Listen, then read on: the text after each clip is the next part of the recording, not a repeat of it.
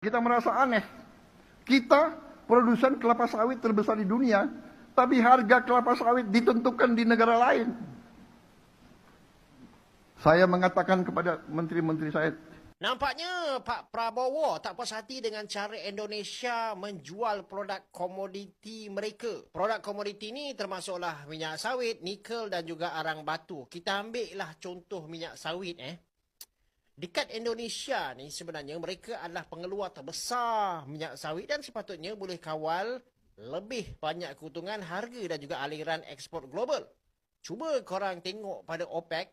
Kalaulah OPEC boleh mengawal harga minyak mentah, kemungkinan Pak Prabowo tertanya kenapa Indonesia tak boleh sedangkan mereka kawal lebih separuh share minyak sawit global. Reuters ada melaporkan yang ekspor komoditi utama Indonesia nanti akan disalurkan melalui syarikat khas di bawah Danantara yang dipanggil PT Danantara Sumber Daya Indonesia. Dan pada pandangan Jakarta, langkah ini sangat penting supaya Indonesia tidak sekadar menjadi pembekal bahan mentah murah.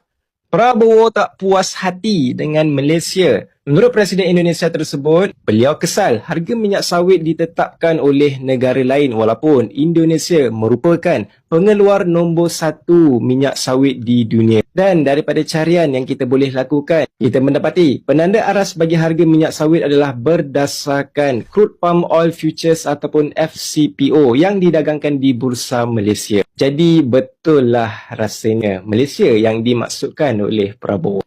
Kita ke negara tetangga, coba lihat milenial daripada masyarakat yang ada di Malaysia. Coba lihat dari SD, SMP, SMA, kampus, semua ada tagline mereka. Sawit adalah penyelamat negeriku. Sawit adalah ekonomi Malaysia. Sawit adalah sumber pembangunan negara Malaysia. Malaysia tuh punya ya slogan-slogan gitu yang My Palm Oil, apalagi itu. Jadi itu meresap di seluruh ini ya, di seluruh masyarakatnya itu. Jadi mereka welcome banget dengan dan mereka tahu bahwa kelapa sawit itu sangat bermanfaat bagi negerinya. Nah, sementara kalau yang di Indonesia itu rasanya tidak demikian ya. Rasanya tuh jadi kalau Indonesia replanting itu mendapat bantuan dalam arti bantuan beneran itu, bantuan duit dan dikasih. Ya. Beda dengan di Malaysia. Malaysia itu berupa pinjaman ringan. Panen itu, panen menjualnya ke siapa. Kalau di Malaysia menyebutnya middleman.